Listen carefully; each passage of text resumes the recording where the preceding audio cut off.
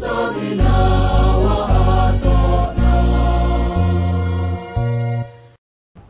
Assalamualaikum warahmatullahi wabarakatuh.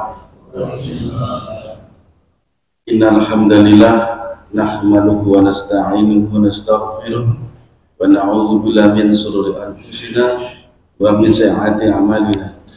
May yahdihillahu fala mudilla lahu wa may yudlil fala hadiya lahu. Asyhadu an la ilaha illallah wahdahu la syarika lahu wa asyhadu anna Muhammadan abduhu wa rasuluh. Dan nabiyya ba'da. Bapak Ibu jamaah salat subuh Masjid Asy-Syiddin Al-Muslimun yang insya Allah dimuliakan Allah. Yang pertama dan utama kita bersyukur kehadirat Allah Subhanahu wa Ta'ala atas rahmat dan karunia-Nya, atas nikmatnya, sehingga kita bisa berkumpul di tempat ini, masjid ini untuk melaksanakan ibadah salat subuh berjamaah. Selanjutnya saya akan bacakan tanya jawab agama fakta tarjih Muhammadiyah. Dalam kesempatan ini masalah zakat dan zakat fitrah. Pertanyaannya dari Ibu Aisyah Hatim. Zakat harta warisan yang telah dizakati. Pertanyaannya, seseorang menerima harta warisan dan pada waktu dibagi, harta itu telah dikeluarkan zakatnya. Apakah seseorang yang menerima zakat tadi harus membayar zakat pula terhadap harta warisan yang diterimanya itu? Kalau tidak, apakah tidak masuk proporsi yang dikatakan harta yang mudah didapat? Jawabannya,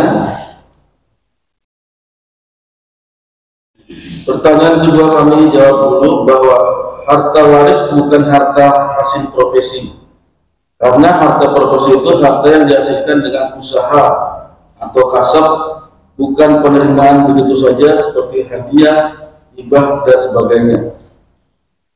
Mengenai harta warisan yang pada waktu membaginya telah dikeluarkan zakatnya, ketika diterimakan kepada ahli waris tidak perlu lagi dikeluarkan zakatnya oleh penerima.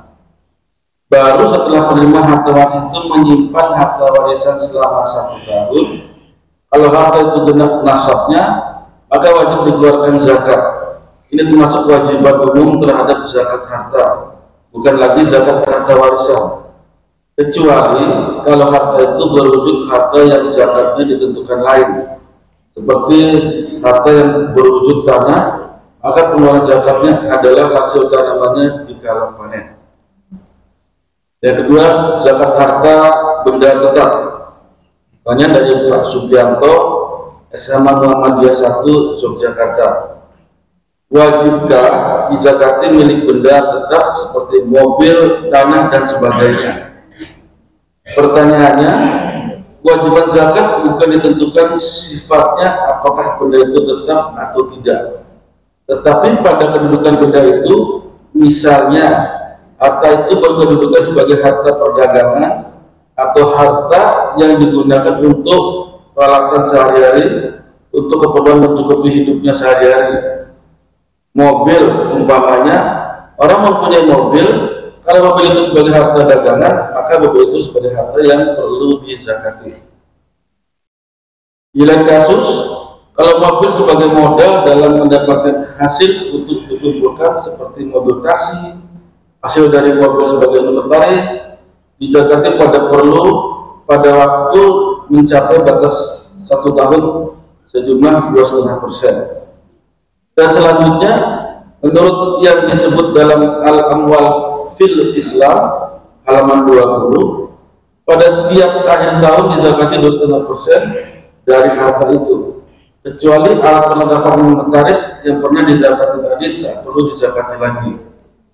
Kasus lain, memiliki mobil sebagai alat transportasi kita sehari-hari untuk memenuhi kebutuhan hidup kita dalam masyarakat, untuk perlu ke kantor, untuk perlu sholat Jumat, untuk perlu silaturahmi, tidak perlu dizakati, sebagaimana rumah yang kita jami juga tidak perlu dizakati.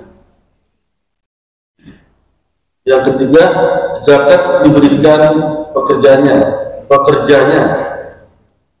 Dari Pak Subianto, SMA Muhammadiyah 1 Yogyakarta. Dapatkah zakat itu diberikan kepada pekerjaan atau buruhnya sendiri?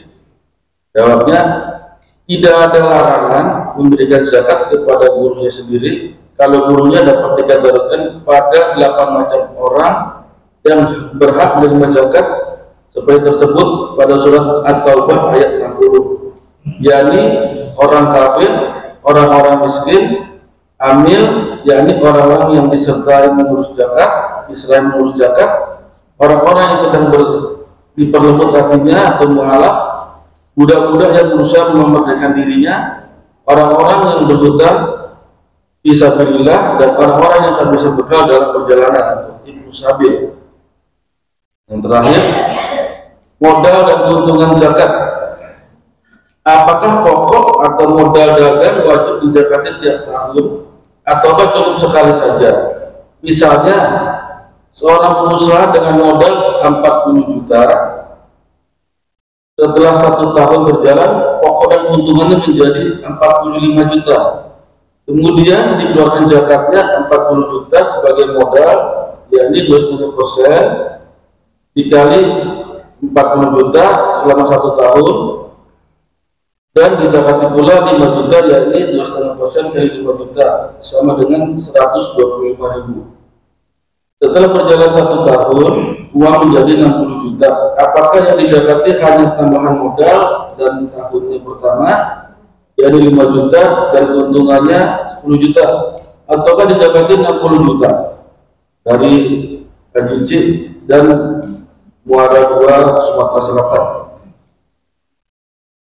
Jawabannya, harta perdagangan wajib dizakati sebesar 2,5% setelah berjalan 1 tahun.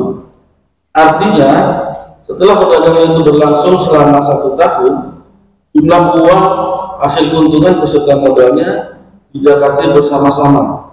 Bukan hanya modalnya saja, bukan pula laba atau keuntungannya saja. Seperti contoh yang Anda tanyakan, kalau seorang berdagang dengan modal 40 juta, setelah berjalan 1 tahun, jumlah modal dan keuntungannya menjadi 45 juta.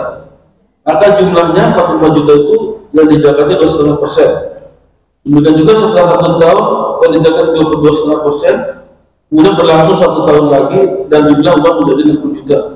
Maka yang dizakati ialah harta dagangan yang berjumlah 60 juta tersebut. Demikianlah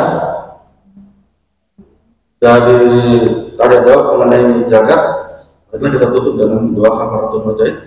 Subhanallah wa bihamdika asyhadu an la ilaha illallah wa anta astaghfiruka wa atubu ilaik. Assalamualaikum warahmatullahi wabarakatuh.